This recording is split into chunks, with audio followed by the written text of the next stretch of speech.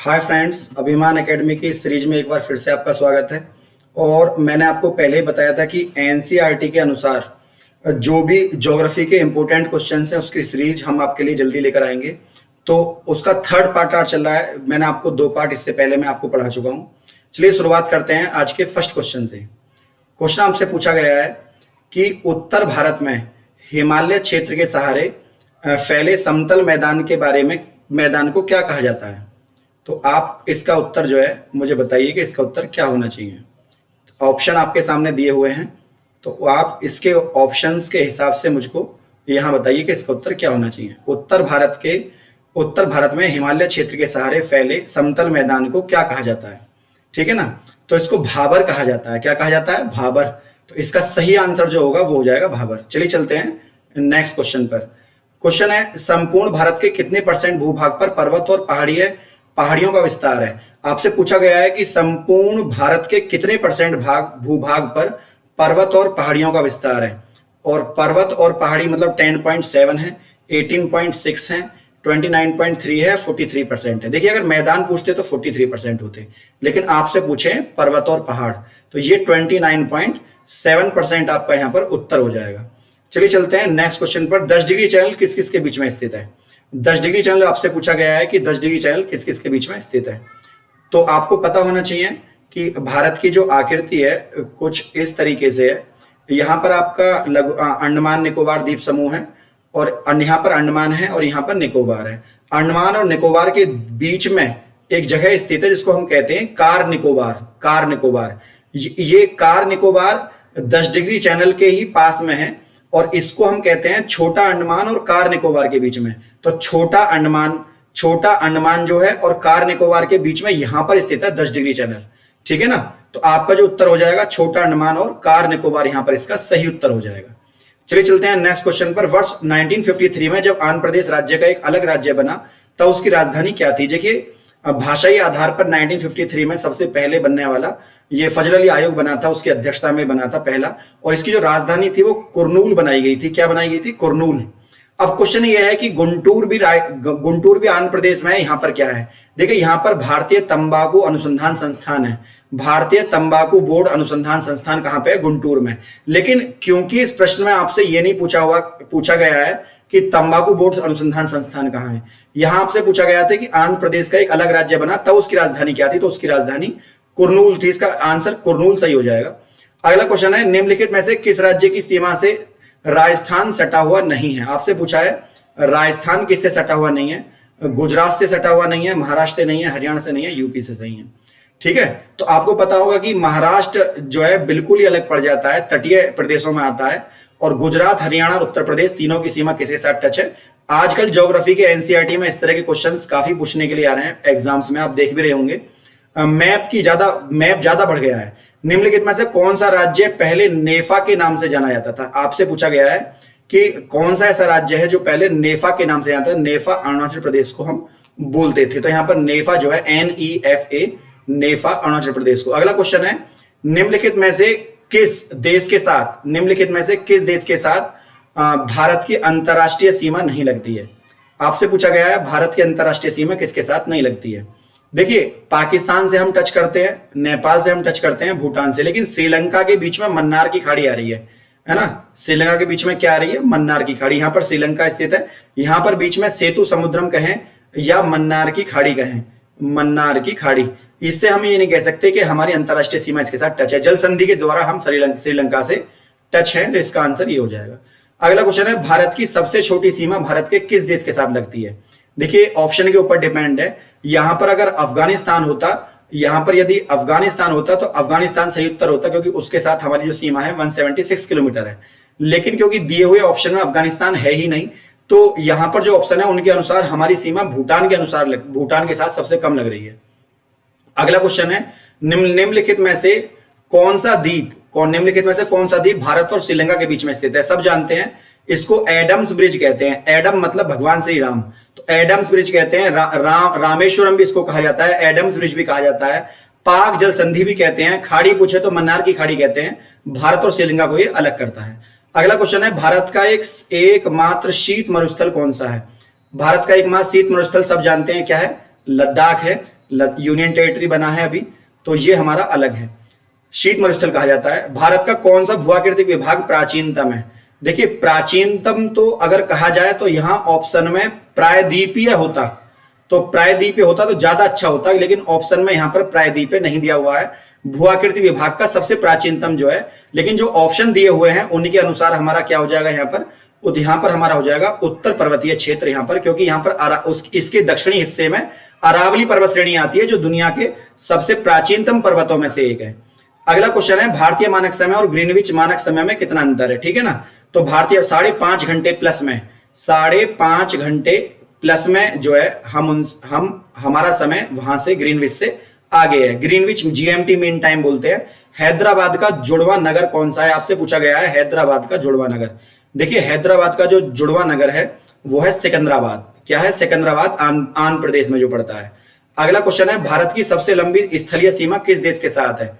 भारत की सबसे लंबी स्थलीय सीमा पूछी है, तो देखिए सबसे लंबी जो स्थलीय सीमा है भारत की वो बांग्लादेश के साथ है, जो आपकी 4096 लगभग 4096 किलोमीटर बैठती है। तो ये सबसे लंबी सीमा हमारी इसी के साथ लगती है।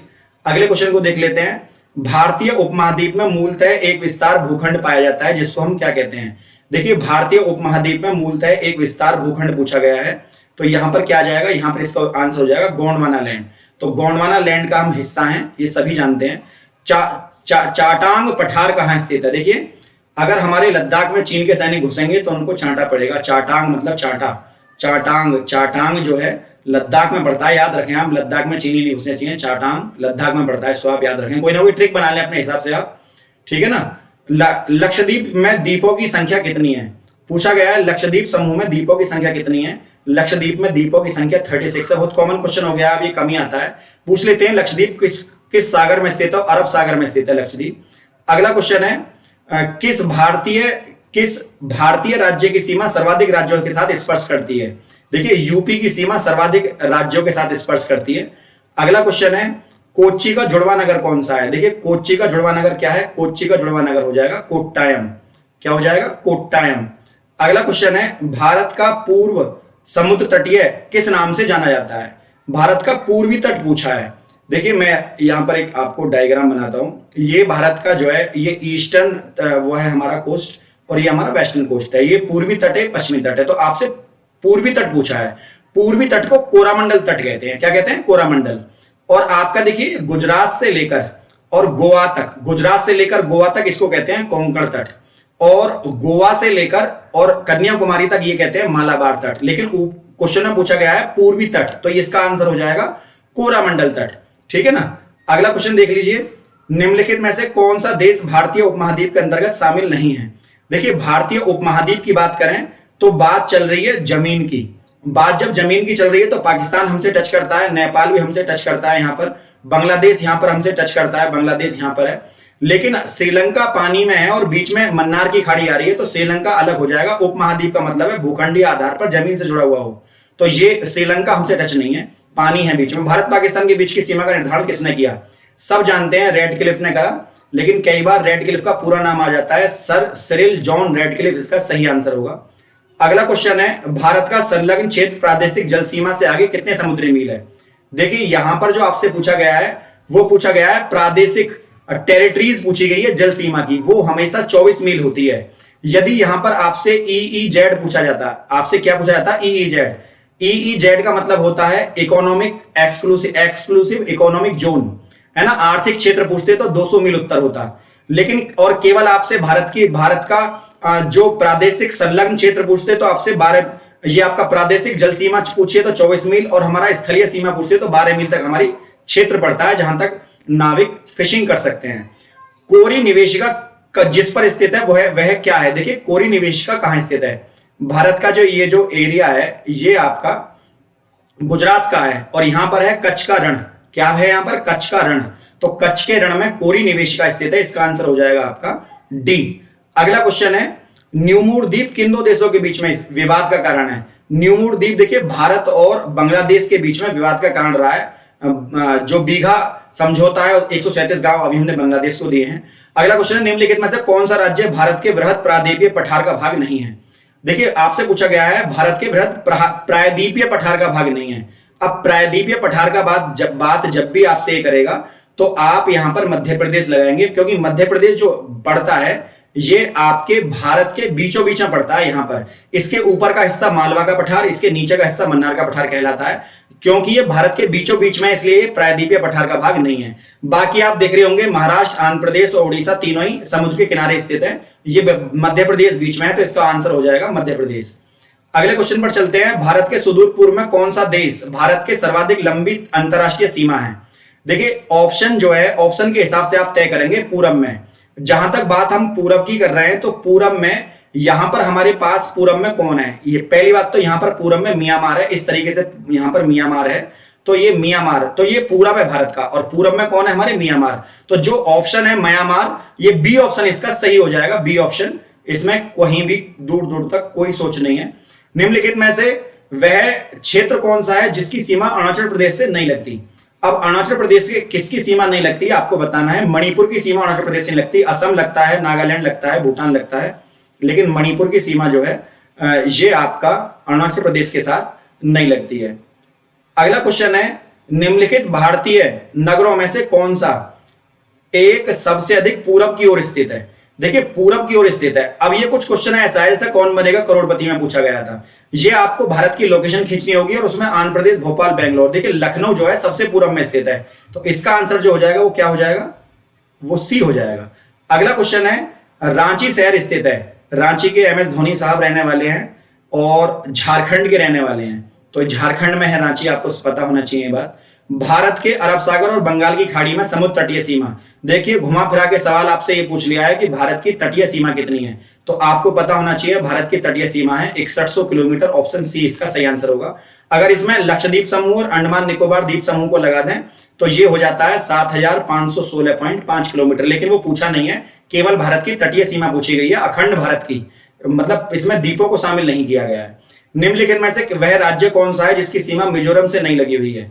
तो मिजोरम से किसकी सीमा नहीं लगी हुई है? म्यांमार की असम। देखिए इसकी सीमा, नागालैंड की सीमा मिजोरम से लगी हुई नहीं है। ये आपको थोड़ा मैपिंग आपको घर पे आप मैप लगा लें, उसकी तैयारी करें तो आपको ज्यादा अच्छे समझ में आएगी बात।